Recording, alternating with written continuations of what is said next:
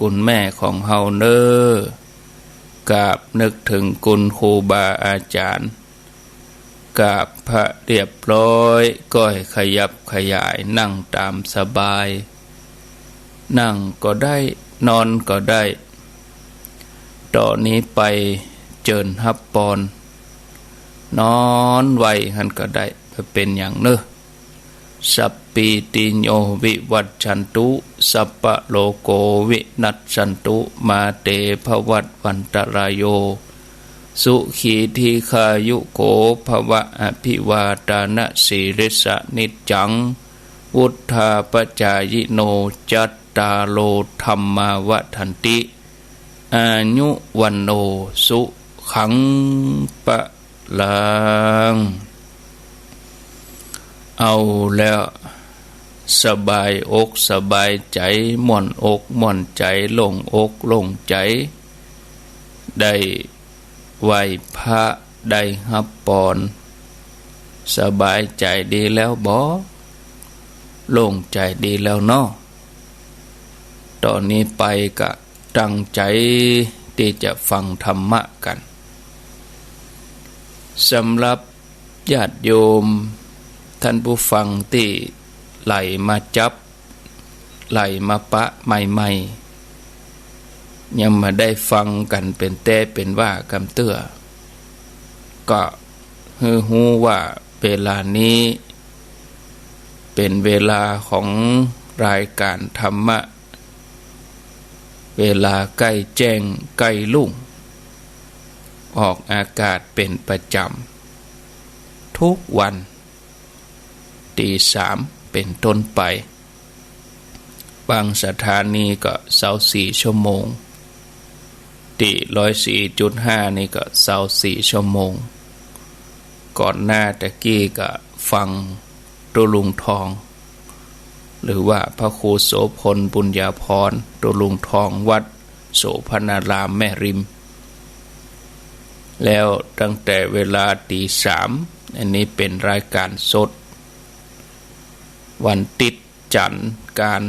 พุธอันนี้อาตมาภาพรับผิดชอบวันติด1 ชั่วโมงอย่างตะวานี่มีเวลา1 ชั่วโมงส่วนวันจันทร์วันนี้ก็2 ชั่วโมงวันการวันพุธชั่วโมงเดียววันพุธเกินชั่วโมงเวลาอื่นๆวันอื่นๆก็มีพระเจ้าพระสงฆ์หลายตนหลายองค์ได้มาแบ่งเบาภาระช่วยกันประคับประคองเวลาเปลี่ยนรสชาติเปลี่ยนอรรถรสในการฟังลำพังก็อาตมาตนเดียวญาติโยมฟังก็จะเบื่อมีพระสงฆ์ครูบาอาจารย์ตนนั้นตนนี้สลับสับเปลี่ยนกันไปอย่างวันติดก็ท่านพระครูวรธรรมนาถพร้อมกับอาจารย์วรรณชัยวันการวันพุธก็มี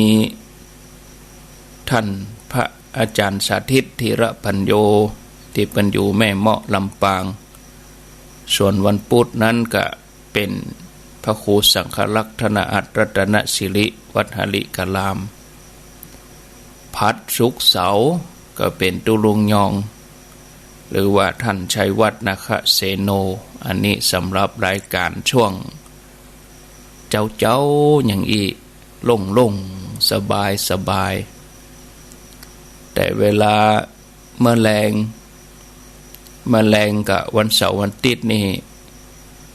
บ่มีรายการหยุด2 วันแต่สถานีบ่หยุดเนอะสถานีก็มีรายการปกติของเพิ่นแต่ละคลื่นไปสำหรับอาตมาภาพก็รับผิดชอบจันทร์ถึงศุกร์เวลาบ่าย 3วันจันทร์วันการนี่ก็อยู่ด้วยกัน2 ชั่วโมงวันพุธสนทนาธรรมกับท่านพระครูสุเมธธรรมเสวีส่วนวันพัดก็ได้มาดำเนินรายการจะเตือกนิมนต์ครูบาอาจารย์ตนนั้นตนนี้ได้มาร่วมรายการพ่อง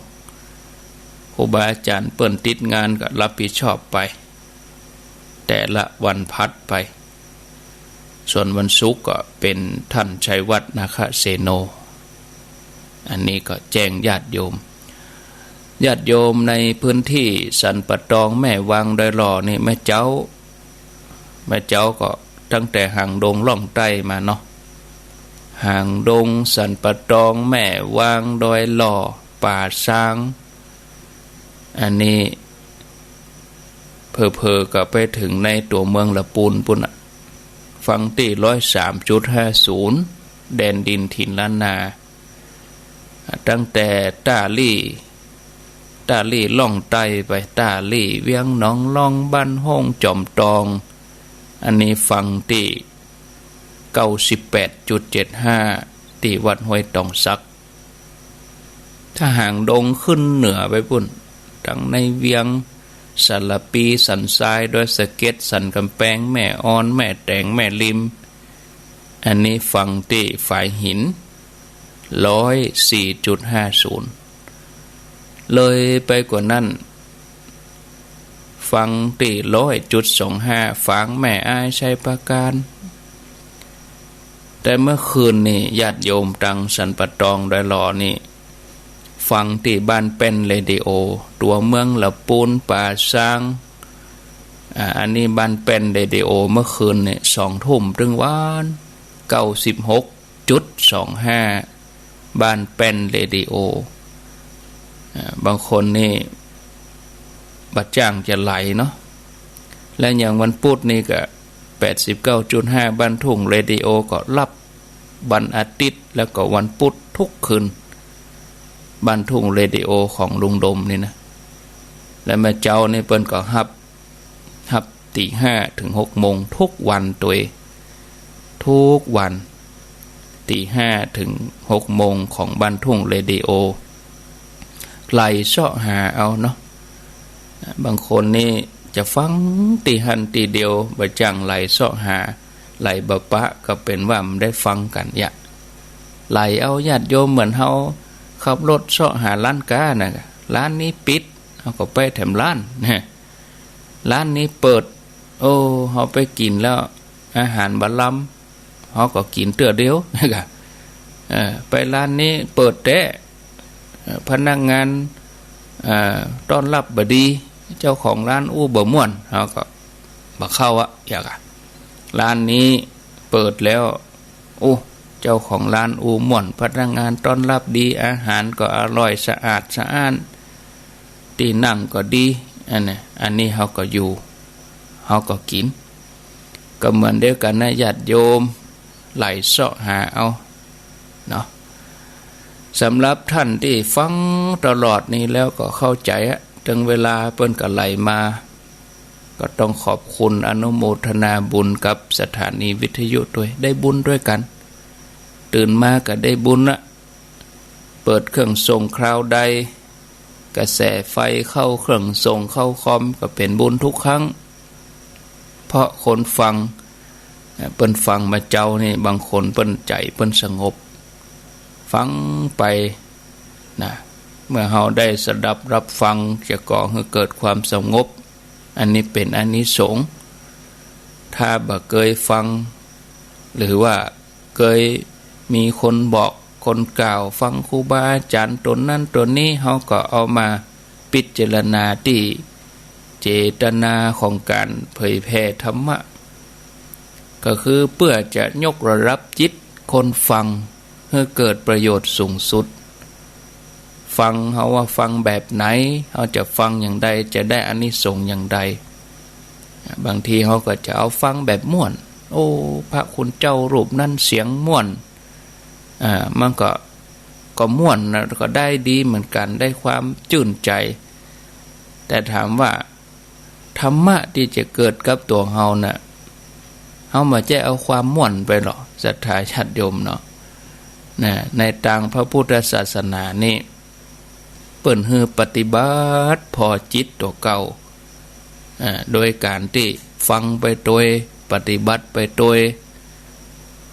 ฟังว่าพระคุณเจ้าเปิ้นเทศน์เปิ้นสอนอะไรยังแนะนำอะไรยังก็คือว่าการได้ปฏิบัติเนี่ยอย่างท่านทั้งหลายบางท่านนี่ นั่งเจริญภาวนาก็คือการภาวนาไปในตัวไปเลยอย่างญาติโยมเขาฟังอาตมาภาพก็เป็นการภาวนาไปในตัวเอาวิทยุไว้บนหัวนอนฟังกับภาวนาไปในตัวกำหนดจิตให้อยู่เฉพาะหน้าเฮานี่บ่ให้ส่งไปในอดีตแล้วก็บ่ได้ไปกึดถึงอนาคตการงานอันยังที่เฮาเคยทำค้างไว้ก็บ่ต้องไปเกี่ยวไปยุ่งกับมันเถอะเพราะเฮาจะนอนแล้วลูกอย่าถึงเวลาที่เฮาจะนอนเฮาเกิดไปเนาะเฮาจะลุกมาทำเองเนี่ยหรือว่าไปกังวลกับสิ่งที่ยังมาถึงเตื้อเพราะระยะเวลาที่เฮากำลังฟังธรรมอยู่เนี่ยนะเฮามีธุระหน้าที่เนาะกายก็บ่ได้ไปทำงานวาจาก็บ่ได้อู้อันหยังฟังอย่างเดียวจิตก็ห้ามแหละห้ามกึดไปในอดีตอนาคตกำหนดที่ลมหายใจจะกำหนดอย่างใดก็สุดแล้วแต่พ่อแม่ศรัทธาทั้งหลายพุทโธพุทโธก็ได้หายใจเข้าพุทหายใจออกโธก็ว่าจะเอาปองหนอยุบหนอสัมมาอรหังอย่างนี้ก็ได้คือกำหนดนะอยู่ในใจของเฮานี่ทำให้จิตทำให้ใจของเฮาสัมผัสกับการกำหนดที่เปิ้นฮ้องว่าบริกรรมเป็นกรรมบริกรรมจะกำหนดลมหายใจเข้าออกว่าอันนี้เป็นของเฮาดูกำหนดลมหายใจเข้าออกของตัวเฮาก็แล้วแต่อัธยาศัยของแต่ละท่านของแต่ละคนจะชอบอะไรอย่างจะชอบพุทโธก็จะชอบปองหนอยุบหนอก็เมื่อเฮากำหนดเฮาหูลมหายใจแล้วเฮาก็ดึงตัวเก่าที่มันกึดปรุงแต่งอะไรอย่างต่างๆนะถอยกลับคืนมานะคือถอยเข้ามาทางในเข้ามาหาใจของเฮานี้ตั้งใจดีๆเมื่อเฮาตั้งใจไว้อย่างนี้เวลาเฮาฟังพระในวิทยุก็ดีไปฟังเทศน์ตามงานต่างๆก็ดีเนี่ยพระท่านที่เปิ้นแสดงธรรมออกไปเฮาก็จะสัมผัสด้วยจิตของเฮาที่ตั้งเอาไว้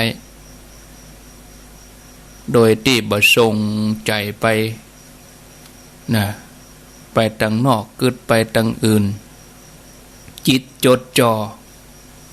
ศรัทธาญาติโยมเมื่อธรรมะไปสัมผัสก็เหมือนกันกับละอ่อนที่โดนปีเลี้ยงหรือว่าโดนแม่กล่อมปีเลี้ยงก็ดีแม่ก็ดีกล่อมละอ่อนน้อยเอามาเหมาะไหลเอามาอุ้มผลที่สุดก็รับจิตละอ่อนนี่มันเวลาละอ่อนเล่นเนี่ยญาติโยมเขาจะงอแงก็ดีละอ่อนใครหลับงอแงนั่นนี่กล่อมก็เดียวหลับเอามือลูบหลังให้หน่อยจิตเฮาก็เหมือนเดียวกันที่เคยกระซับกระส่ายไปมาไปตามกระแสอารมณ์ไปตามสัญญาต่างๆเมื่อเฮาตั้งเอาไว้เฉพาะหน้าฟังธรรมะที่ท่านแสดงไปนั่นก็จะไปสัมผัสเข้าใจของเฮาก็จะเริ่มผ่องใสขึ้นไปทีละน้อยละน้อยจิตใจเฮาจะดีขึ้นมาใจของเฮาก็สงบลงเย็นลงอันนี้คืออานิสงส์จากการได้ปฏิบัติอานิสงส์จากการได้ทำของตัวเก่าปฏิบัติด้วยตนเองก็อย่างอันบอกกองพระเปิ้นเริ่มบรรยายพระเปิ้นเริ่มอู้เฮาก็มีความคิดความนึกอย่างนั้นอย่างนี้ปรุงแต่งไปกึดไปตำห ตำหนิว่าพระตนนี้เต็ดบ่ม่วนบ่ทุกข์จริตตำหนิอย่างนั้นอย่างนี้ตำหนิไปเรื่อยๆจิตก็มีอคติแล้วการฟังธรรมนั่นก็บ่ได้หยังฟังไปบ่ถูกจริตเต็ดเมินเหี้ยใจแบบนั้นบ่มีวันที่สงบนะบ่มีวันที่จะเข้าถึงธรรมเฮาต้องรักษาโดยถือว่าเป็นการภาวนาในตัวนะการที่เฮาได้มาฟังธรรมะฟังที่พระเปิ่นบอกเปิ่นแนะนำก็คือการได้ฝึกอบรมจิตใจบ่ให้ใจเฮาฟุ้งปรุงแต่งออกไปให้สงบระงับโดยการรักษาสังวรเนาะสำรวมตาที่บ่ได้หันหูบที่ยั่วยวนส่งผลถึงใจหูบ่ได้ยินบ่ไปฟังสิ่งที่ยั่วยวนกิเลสมีแต่จิตมันจะปรุงแต่งไปเรื่องต่างนอกเฮาก็ต้องคอยระวังรักษาเอาไว้ในขณะที่เฮาปฏิบัติในขณะที่เฮาฟังธรรมนั้นญาติโยมธรรมะนั้นน่ะมีอยู่กูติกูแห่งมีกับทุกคนแต่คนที่บ่ฮู้ธรรมะบ่หันธรรมะก็เพราะเหตุว่าคนนั้นบ่สนใจหรือบ่ได้มีความฉลาดในการที่จะนำธรรมะมาปรับปรุงกายใจตัวเก่ากายก็เลยเสียใจก็เลยชั่วทำให้ตัวเองเกิดทุกข์เกิดโทษนะเกิดความเหม็นเกิดความเบื่ออันนี้คือคนที่บ่สังวรบ่สำรวมระวังกายวาจาใจแล้วก็บ่มีธรรมะเข้าไปช่วยเหลือบ่ประคับประคองกายใจก็เลยบ่สงบถ้าหากว่าเฮาเอาธรรมะมาพิจารณามารักษาสิ่งใดที่ชั่วที่เสียที่เดือดร้อนวุ่นวายตนเตือนตนพิจารณาบางทีบ่ฮู้หรอกแต่บางคนอื่นมาเตือนก็ซ้ำไปใหญ่เราจะต้องเตือนตัวเองว่าอันนี้ดีกรรมดีกะตัวเองก็ฮู้ว่าจิตเขาเกิดไปอย่างนั้นจิตเกิดไปอย่างนี้มันเกิดแล้วมีความสุขก่อถ้าเขาเกิดแล้วบ่มีความสุขก็คือจิตที่เกิดไปอิจฉาไปเบียดเบียนผู้อื่นสัตว์อื่นจิตที่ไปหลงเพลิดเพลินในกามารมณ์ไปทางโลกบ่ใช่จิตที่เกิดเพียงแต่ว่าจะมาพิจารณากิเลสของตัวเก่าเนี่ยยิ่งเกิดไปเท่าใดก็เดือดร้อนต่ออันเกิดไปเท่าใดก็วุ่นวายเฮาฮู้อารมณ์จิตของตัวเก่าเฮาเนี่ยเนาะถ้าบ่ฮู้เรื่องอารมณ์ของจิตใจเฮาปล่อยให้มันกึดเลยไปมันก็จะมีแต่ว่าความเดือดร้อนวุ่นวายก่อกวนตัวเฮาเลยไปเพราะส่วนใหญ่ไฟมันเกิดขึ้นจากการไม้ขีดไฟก้านเดียวต่ออันนะแต่เฮาบ่ได้เห่งระงับดับมันก็ไม่เผาทุกสิ่งที่มีคุณค่าเผาทุกสิ่งอย่างของเฮาเสียหายปนปี้ไปหมดไม่บ้านไม่จองนะอันนี้คือเฮาเป็นเจ้าของเฮาประมาทเฮาบ่ดูแลบ่รักษานะมันก็เลยเผาตัวเก่าไฟกิเลสเนี่ยจุดไฟเผาตัวเองเนาะกิเลสตัณหาที่เกิดขึ้นกับใจก็ทำนองเดียวกันเนาะ เฮาประมาทเฮารักษาเฮาเพียรระวังหันว่ามันเป็นหยังนิดๆหน่อยๆความจริงแล้วความนิดๆหน่อยๆนี่เป็นเรื่องใหญ่เลยนะ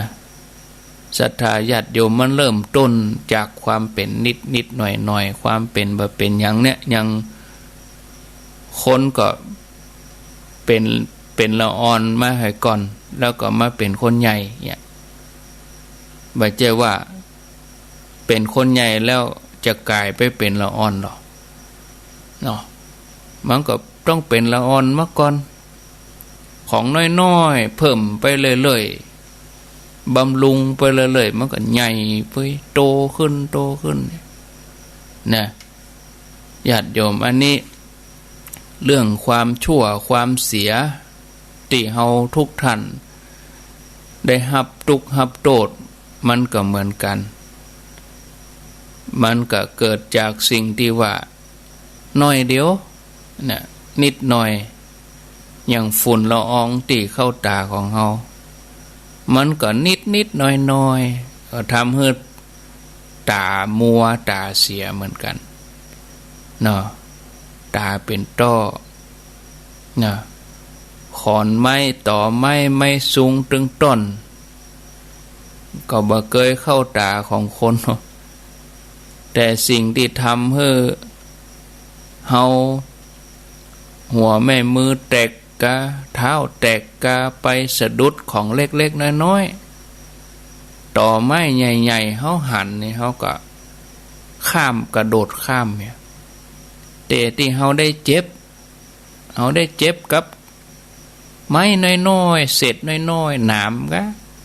เฮากระโดดข้ามบ่ได้ที่เฮาบ่หันมันก็เลยเอาเท้าเอาตีนไปตำใส่หัวแม่ตีนวะไปก็ดีเนี่ยญาติโยมนะฉะนั้นท่านญาติโยมทั้งหลายเปิ้นก็เลยบ่ฮื้อประมาทในเรื่องความชั่วความผิดเพียงเล็กน้อยว่าจะบ่ฮื้อโทษแก่ตัวขใจระงับดับเมื่อหู้ในวาระจิตติกึดปรุงไปในตังชั่วตังบดีตังเสียหายอันนี้จะต้องสำรวมระวังรักษาระวังอยู่ทุกขณะทุกเวลาสิ่งใดที่จะนำมาความเดือดร้อนวุ่นวายจะแผดเผาตัวเองหื้อละจะไปกึดที่จะทำจะไปกึดที่จะอู้การรักษาใจรักษายากยิ่งกว่าสิ่งทั้งหลายในโลกเนาะเพราะใจนี่เป็นนามธรรมเป็นของละเอียดแต่ถ้าเมื่อรักษาได้ก็บ่มีอันยังประเสริฐที่สุดเท่ากับการรักษาใจบ่มีอันยังที่มีคุณค่าสูงเหมือนกับการรักษาใจให้ปลอดภัยจากกิเลสตัณหาแม้การรักษาใจจะยากยิ่งแต่ก็บ่เหลือวิสัยเนาะบ่เหลือวิสัยสำหรับผู้ที่ตั้งใจประพฤติปฏิบัติจะต้องหันจะต้องเป็นจะต้องหู้เพราะเฮาเอาใจใส่ตั้งใจปฏิบัติเอาจริงเอาจังในการปฏิบัติธรรมไม่ใช่เลาะๆและๆทำสักเล่นๆทำสักแต่ว่าทำไปบ่ได้ต้องเอาจริงหลักของธรรมะที่ท่านทั้งหลายปฏิบัติก็เป็นไปเพื่อให้การศึกษาเป็นไปเพื่อการเรียนรู้เปิ้นว่าอิทธิบาทคือสิ่งที่ทำให้คนนั้นสำเร็จผลตามที่ตั้งใจปรารถนาอิทธิบาท4นี่เปิ้นอยู่ในองค์โพชฌงค์เป็นองค์ของโพธิปักขิยธรรมคือธรรมที่จะออกจากโลกคนไหนท่านใดที่เจริญอิทธิบาท4สิ่งที่ตั้งใจปรารถนาก็จะสำเร็จเหมือนญาติโยมเขา มีอิทธิบาทสี่ในการที่จะไหลมาฟังสถานีมีความพอใจมีฉันทะริยะจิตตะวิมังสาอันนี้เป็นบาลีฉันทะคือความพอใจวิริยะก็คือความเพียรมีความเพียรภาคเพียรจิตตะเอาใจใฝ่บ่ทอดทุละวิมังสาก็มันตรวจตาพิจารณาฉันทะพระสงฆ์ครูบาอาจารย์เปิ่นมาเผยแผ่ธรรมะเพราะเอาฉันทะเอาความพอใจญาติโยมก็เหมือนเดียวกันตึงเวลาเปิดวิทยุฟังก็เพราะพอใจที่จะฟังเพราะมีฉันทะไม่ใช่พอใจอย่างโดยอย่างเดียวนะต้องฮักด้วยนะฮักที่จะทำนะเนาะคือพอใจรักในสิ่งนั้นถ้าเจ้าโลกเขาพอใจฮักในสิ่งใดสิ่งหนึ่งเขาก็ใฝ่ฝันบ่เบื่อหน่ายยินดีที่จะทำยินดีจะอู้สิ่งที่เกิดนั้นเพราะอย่างเพราะความพอใจความพอใจหรือว่าฉันทะนี่ก็เลยเป็นแรงบันดาลสำคัญเป็นสิ่งสำคัญที่ทำให้เราเชื่อมั่นในจิตใจเพราะเราพอใจเราย่อมทำได้บ่เบื่อหน่ายอันนี้ฮ้องว่าฉันทะคือความพอใจรักใคร่พอใจในการที่จะกำหนดลมหายใจกำหนดลมหายใจเขาก็บ่มีการเบื่อหน่ายที่จะกำหนดอารมณ์สัญญาอันอย่างเกิดขึ้นผ่านมาก็บ่ไปเกี่ยวข้องหรือมีความพอใจในการบริกรรมพุทโธพุทโธอารมณ์อื่นเป็นหมื่นเป็นแสนเกิดขึ้นก็บ่ติดบ่เกี่ยวนะคนอย่างนี้ย่อมมีจิตสงบระงับได้เพราะพอใจในกรรมฐานตัวเก่าพอใจในกรรมบริกรรมตัวเก่าถ้าหากบ่พอใจทำอันยังก็บ่พอใจก็ขว้างทิ้งไปยะคนนั้นก็ทำอันยังบ่สำเร็จฉะนั้นฉันทะความพอใจก็เป็นตัวจักใหญ่เป็นต้นเมื่อเฮามีฉันทะความฮักใคร่ในสิ่งที่ทำแล้ววิริยะต่อมาคือความภาคเพียรมันคือเกิดขึ้นทำอย่างใดเฮาถึงจะได้ทำอย่างใดเฮาถึงจะสำเร็จทำอย่างใดเฮาถึงจะหันจะหู้มันก็ต้องพยายามขี้ค้านบ่ได้ต้องมันเนาะเมื่อเหน็ดเหนื่อยเมื่อหิวลำบากยากเย็นก็พยายามบ่ทอดทิ้งเอาใจใส่ตั้งใจทำตั้งใจปฏิบัติอันเนี้ยเปิ้นฮ้องว่าวิริยะเนาะเมื่อยังมีชีวิตเฮายังเป็นอยู่จะต้องทำสิ่งนั้นให้สำเร็จให้ได้ลำบากยากเย็นแสนเข็ญต่อใดก็บ่ท้อถอยตั้งหน้าตั้งตาชนิดที่ว่าเอาชีวิตเป็นเดิมพันเนี่ยผู้มีวิริยะแก่กล้าอย่างเงี้ยนะอยู่ในหลักอิทธิบาททั้งสี่อันที่สามจิตตะเอาใจฟักไฟบ่ทอดทิ้งทุละบ่ทิ้งทุละสิ่งที่ตัวได้ทำตัวบริกรรมถ้าตั้งโลกนี่ก็เป็นเรื่องทำตั้งโลกไปถ้าเป็นเรื่องตั้งธรรมก็เป็นเรื่องของการดูแลรักษาจิตใจตัวเก่าบ่ปล่อยให้มันเผลอเลอไปมันติดตามอารมณ์ต่างๆอารมณ์อะไรยังมันก็ยังคงเส้นคงวาอยู่กับการบริกรรมพุทโธพุทโธหรือว่าการกำหนดตรวจตาพิจารณาไปเลยเอาใจฟักไฟดูแลรักษาบ่วางธุระบ่ทอดทิ้งธุระอันนี้เรียกว่าจิตตะ วิมังสาตรวจตราพิจารณาในสิ่งที่ตัวเองทำอยู่ว่าดีกะดีกะมันผิดกะถ้าผิดก็แก้ไขยะถ้าดีก็ทำต่อไปเพื่อที่จะได้ปรับปรุงให้ถูกต้องให้ดีงามคนที่เปิ้นมี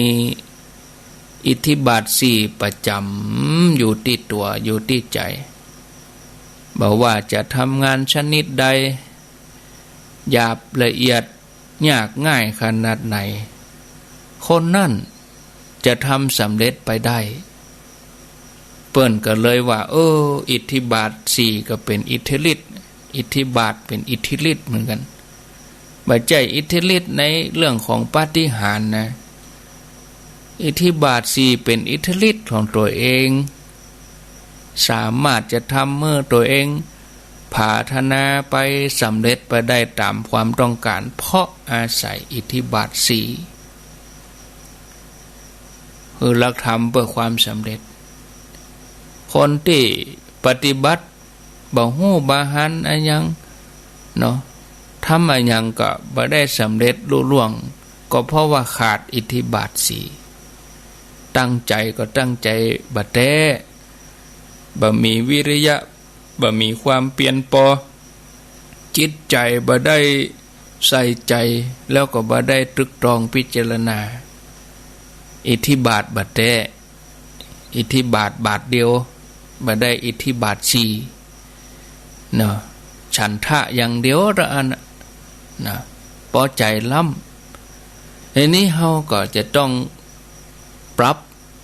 เพื่ออิทธิบาททั้งสี่นี่ให้มีเสมอกันเสมอนะถ้าอิทธิบาทสี่อยู่ในใจของคนได้แล้วบอกว่าไฟโลกไฟธรรม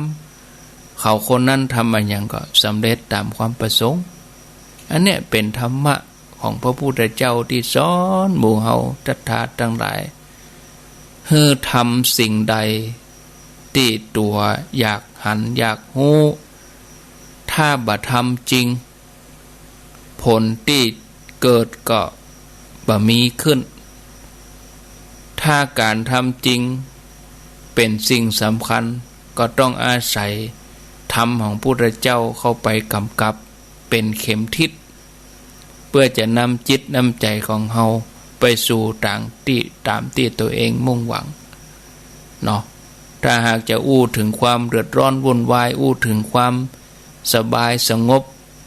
มันก็บ่ใจเรื่องอันอื่นนอกจากเรื่องของจิตเป็นตัวการสำคัญถ้าจิตชั่วจิตเสียจิตโลภจิตโกรธจิตหลงจิตเกิดราคะตัณหาก็คือจิตเป็นไปในทางที่ชั่วทางเสียทางต่ำถึงร่างกายของเฮาจะอยู่สบายแต่จิตวุ่นวายเดือดร้อนเพราะสิ่งนั้นที่เฮาทำนั่นมันเป็นกิเลสมันไม่ใช่ตัวดีหรอกกิเลสนี่ไผว่ากิเลสดีมันบ่ดีเนาะก็ยังไปเกือกกลัวอยู่กิเลสเนี่ยคนที่เปิ้นมีสติปัญญาคนที่เปิ้นมีธรรมะเปิ้นจะขยะแขยงสิ่งนี้ห้องว่าความบดีเป็นกิเลสมันน่ากลัวอันนี้แหล่งกลัวกับแหล่งเข้าใกล้ติกๆเนาะใกล้กิเลสเอากิเลสมาสะสมทั้งที่มันเป็นขยะหน้าขยะแขยงยิ่งกลัวสิ่งทั่วไปเพราะโลกอันเป็นโลกของกายเนี่ยเฮารักษาบ่หายตายไปมันก็หมดเนาะบ่เป็นพิษเป็นภัยรักษาบ่หายมันก็แค่ตายแล้วนะบ่เลยไปกว่านั้นแต่เรื่องกิเลสตัณหาเนี่ยมันยังซ่อนอยู่ในใจของเฮาเนี่ยถ้าเฮาบ่เพียรละถ้าเฮาบ่พยายามแก้ไขเฮาบำเพ็ญให้หันได้ฮู้จนหลุด จนป้นไปเฮาตายไปก็ซักได้ว่าตายก็กายแต่กิเลสมันก็ยังหน่อเนื่องอยู่มันยังติดอยู่มันก่อภพก่อชาติโรคภัยไข้เจ็บที่มันเกิดกับตัวเฮาเป็นโรคบ่ยังกระจังเด้อตายเฮาตายมันก็ตายไปตัวโรคหมู่นี่แต่ตัวกิเลสเนี่ยเฮาแบบพยายามที่จะให้มันหลุดมันเสี่ยงมันก็ต้วยเฮาไว้ก่อภพก่อชาติยุ่งเหยิงวุ่นวายรบกวนตัวเฮาอยู่นะนักปราชญ์บัณฑิตผู้ที่เปิ้นมีสติพิจารณาเปิ้นก็เลยกลัวโลกลัวตัวกิเลสนักกลัวเรื่องโลกทางกายคนที่หันกิเลสตัณหาเป็นสิ่งที่น่ากลัวน่าเบื่อหน่ายเปิ้นก็เลยตั้งหน้าตั้งตาเจริญสมาธิภาวนาปฏิบัติหาทางแก้ไขจิตใจของตัวเก่าที่มันชั่วมันหายมันบ่ดีให้มันลุดไปให้มันตกไปปรับปรุงแก้ไขโดยอุบายวิธีตามแนวของพุทธศาสนาที่เปิ้นวางเอาไว้โดยวิธีใดวิธีหนึ่งถ้าหากบ่มีอุบายในการรักษาใจตัวเก่าแล้วคนนั้นถึงจะอยู่เป็นพระเป็นเน้นเป็นท่านพระครูเป็นเจ้าคุณเป็นมหาบวชมาหลายวาษาก็หาสาระตั้งใจอันยังบ่ได้เพราะจิตวุ่นวายมีแต่ความเดือดร้อนกวัดแกว่งไปมาไปตามสัญญาอารมณ์ต่างๆหาทางสงบในจิตใจบ่มีตัวของตัวก็ตำหนิตัวบ่ได้เป็นจะได้จิตเฮาถึงเป็นอย่างอีซึ่งเฮาเองก็บ่ชอบเฮาก็ปรารถนาแต่มันเกิดก็เป็นการเกิดขึ้นในใจของเฮาเพราะเฮามารักษาเฮาบ่ชำระล้างซ้วยนะถ้าเฮาตั้งหน้าตั้งตารักษาตั้งหน้าตั้งตาชำระล้างซ้วยสังวรระวังจิตใจของเฮาก็จะมีแต่ความสงบเยือกเย็นผ่องใส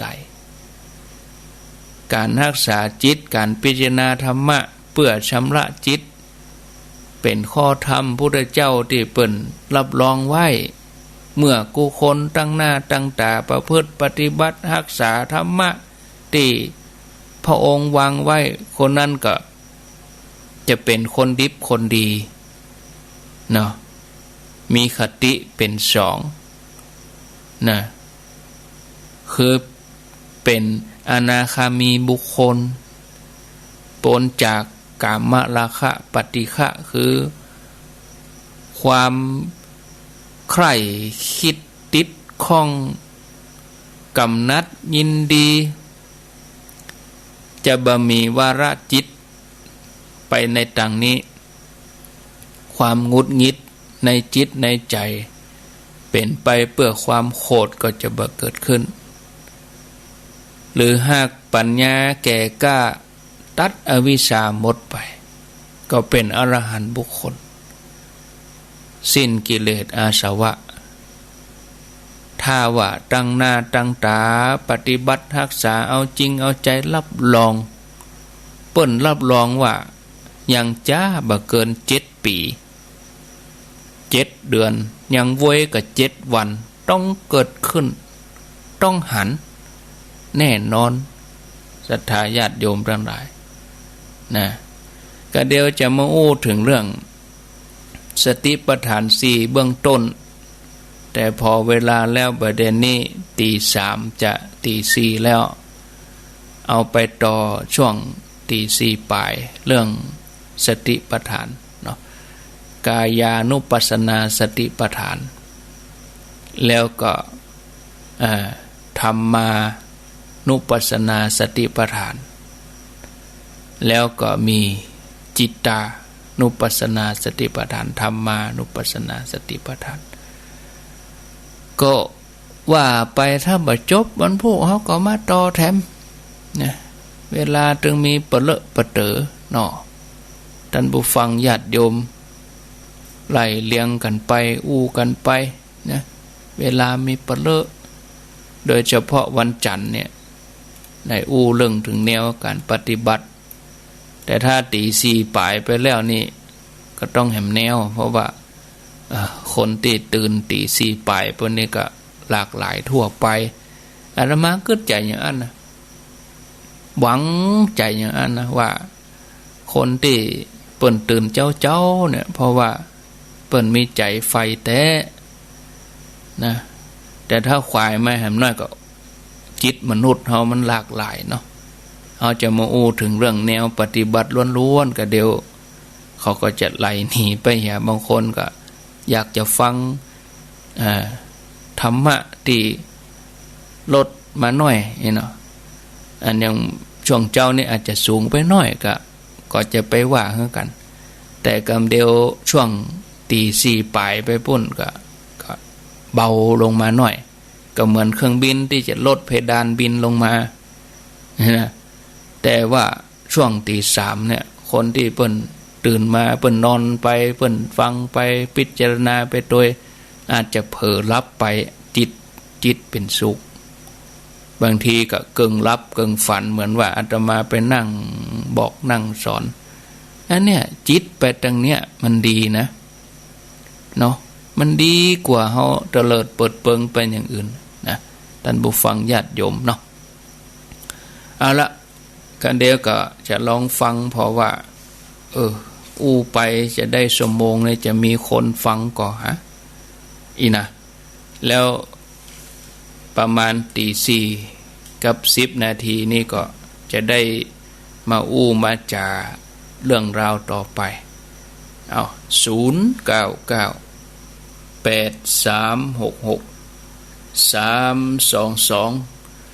ฟังจากคลื่นในสถานีใดแจ้งผลการรับฟังเข้ามาเนาะโอ้บ่าวอู้คนเดียวยังดีใจอยู่มีคนฟังเจริญปนเจ้ากับแม่จ๋าเจ้าท่านพระครูแม่ฟังอยู่เนอะอ๋อแม่สายพินเจ้าฟังท่านพระครูว่าแต่เนาะจิตใจคนเฮานี่มันจะไหลเหมือนไหลไปหาตีต่ำแล้วเจ้าเนาะเทียบเหมือนน้ำมาท่านพระครูว่าแต่เมื่อแม่เคยฟังแต่แม่ปิ๊กมาฟังแม่ก็ไม่กับม่วนฟังไม่ได้กับม่วนท่านพระครูเจ้าม่วนใจดีเจ้าหวันใจกูคำแม่สายพินนี่ฟังคลื่นอย่างแม่สายพินฟังร้อยสามนะเนี่ย104ก็104เนาะ104ไฟหินนะ104เจ้าแม่สายพินตรงซ่านปุ่นน่ะเจ้าแม่วันนี่ได้ยินก็104แม่สายพินได้ยินกูหวันนะเจ้าอ๋อแม่วันแม่แรงก็ได้ยินกะเมื่อคืนนั่นเป็น106แล้วเจ้าเนาะเมื่อคืนนี่เป็นนั่นเมืองปานเพกะเจ้าแม่แรงบ่าย3นี่ได้ยินก่อแม่พอในเพจเมาเจ้าอู้ถึงวิทยุกะวิทยุเจ้าวิทยุได้ยินเจ้ามันกวนได้ยินกะมาเจ้าเจ้าเมื่อคืนนี่เสียงดังฟังชัดดีแม่ให้กำลังใจท่านพระครูเด้อแม่ฟังตัวว่าน่ะอยู่ดีมีสุขแม่สายพินเป็นอยู่ตรงซ่านกดโยมกดติ๊กก็เลยเป็นพักสายเจริญปนนมัสการท่านพระครูเจ้าอ้าวอันนี้โทษจากดังใดจากเมืองจี้หลวงอ๋อแม่ครูกะแม่นนะเจ้าเมืองจี้หลวงเนาะวันนี้ธรรมะแห่งความสำเร็จในสุดยอดเลยค่ะพระครูเจ้าอิทธิบาท4เนาะเจ้าเพี้ยนทำไปเจ้าโอ้จิตใจมันสดชื่นแจ่มใสฟังธรรมเจ้าเนี่ยเจ้าจิตใจโล่งสะอาดโล่งดีสงบเจ้ามันโล่งดีนะเนาะเจ้าโปร่งดี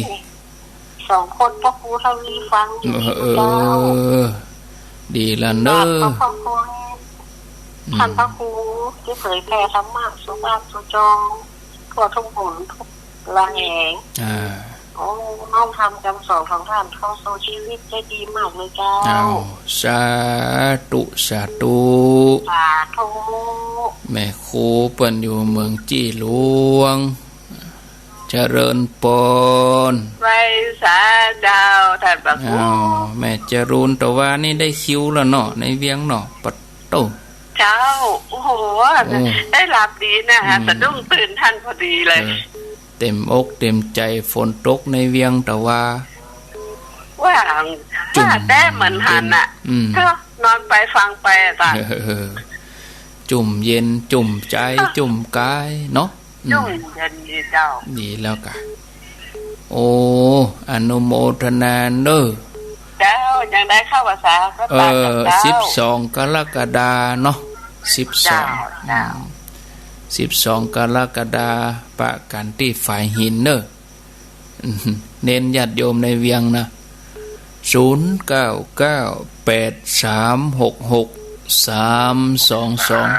ครับท่านพระครูอ้าวป่อบุญธรรมป่อบุญธรรมป่อก็ไม่บุญมันธรรมชัยกัดเราไม่ใจมันเน่งนะท่านพระครูเนาะท่านพระครูก็อย่างเดียวกันนะครับบุญกับบาปบุญกับบาปพวกนี้ผมไม่ไผ่ที่จะเอามาจงใส่เขาได้นะครับเนาะนอกจากตัวเขาจะเข้าไปหาเปิ้นนะครับทำดีก็ได้ดีนะทำจริงวันนี้ก็ทำให้ตัวเองเดือดร้อนอย่างเดียวกันนะครับทุกอย่างในโลกนี้อย่างที่ท่านอูเลยนะหัวใจของเขาสักอย่างท่านพระครูเนาะของสมุติเป็นเจ้าของกันเจ้าคู่เจ้าข้าวนะเจ้าคู่เจ้ายามของตัวติดชีวิตตัวเองมีอยู่เนาะท่านพระครูเนาะโอ้แน่นอนจริงที่จะติดตัวเขาไปแตกกันอย่างท่านพระครูว่าในกติกาพระครูสอนถึงวันนี้ก็คือบุญกับบาปแต่อันนั้นเนาะในการทำมาหากินก็เป็นธรรมดาเนี่ยได้ทำได้อยู่ท่านพระครูเนาะก็เนี่ยไปทำไปนะครับครับก็ชีวิตที่ยังเหลืออยู่ก็ขอเขาจะสร้างเป็นความดีให้กับตัวเองนะท่านพระครูเนาะนะครับวันนี้ยมโปก็ได้มีคำถามกับท่านพระครูมาเมื่อเนาะ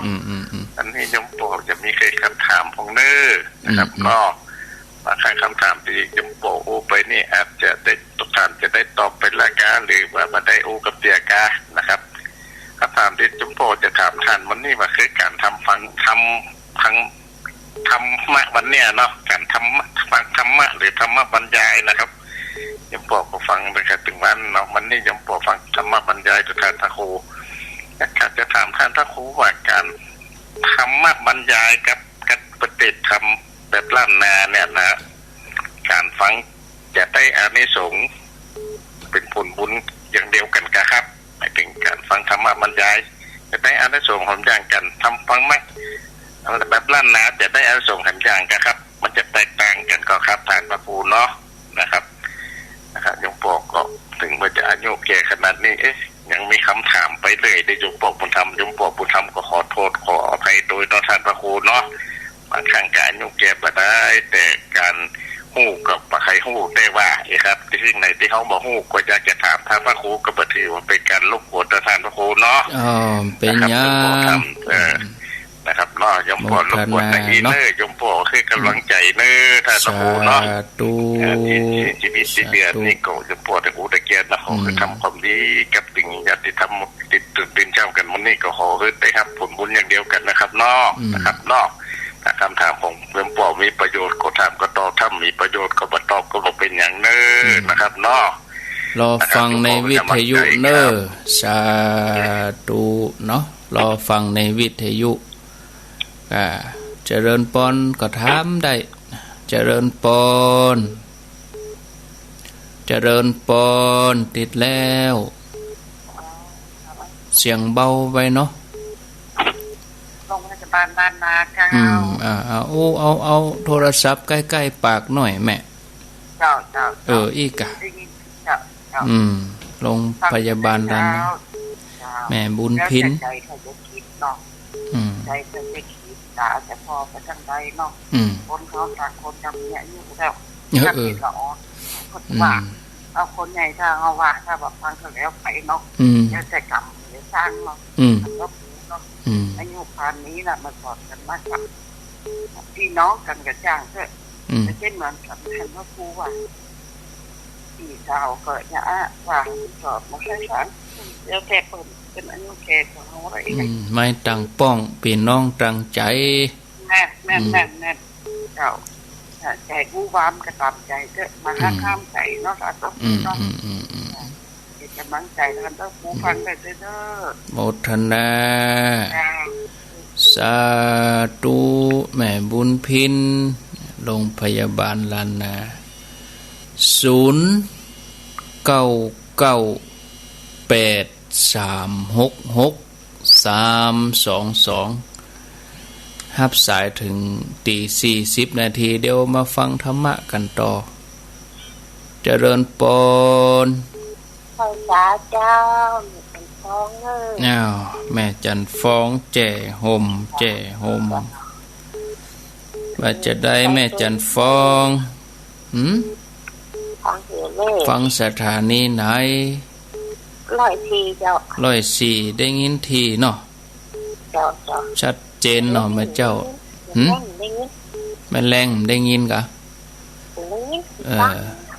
ฟังเมื่อคืนเอากะฟังเมื่อคืนเตียนดอยหมอกเรดิโอเอาเป็นอย่างอ่ะมันได้ฟังมันแรงกับเบ้นว่างไว้ก่อนเบ้นช่วงหมอกกึดเติงหาเอกะก็ดีเหรอกึดเติงหาก็ฟังรายการอื่นไปเนอะฟังตนอื่นไปเป็นอย่างก็เลิกดีใจนะจ๊ะเป็นอย่างถึงได้ปะกันเนาะโมทนาโอ้เป็นอย่างโอกาสหน้าเนาะโอกาสหน้ายังมีไม่ใช่มีเตือเดียวจงใจมะมันจะมีครั้งเดียวครั้งต่อไปก็ว่ากันสาธุเล่นอย่างนี้นี่โทรไปหาท่านก็ครูวันฝากปัจจัยใช่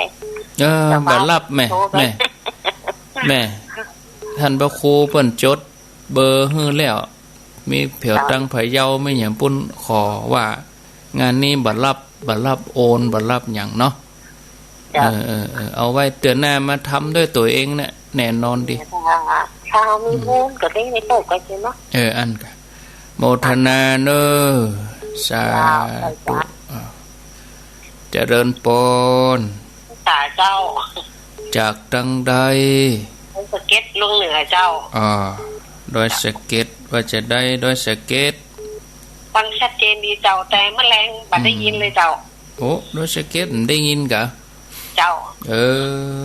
เสียดายแต่เมื่อวันบัดได้ยินจังพระเจ้านี่ยินแคบเจ้าอินดูเนาะตั้งแม่โป่งเปิ้นยังได้ยินน่ะโอ้หมูนะเจ้าไหลพอดีๆเจ้าจะเข้าฮกนี่จังฟังแมลงเจ้าเอา104นี่กะเจ้าไหลแล้วก็ต่อสายขึ้นน้อยอ่ะกะเสาะสา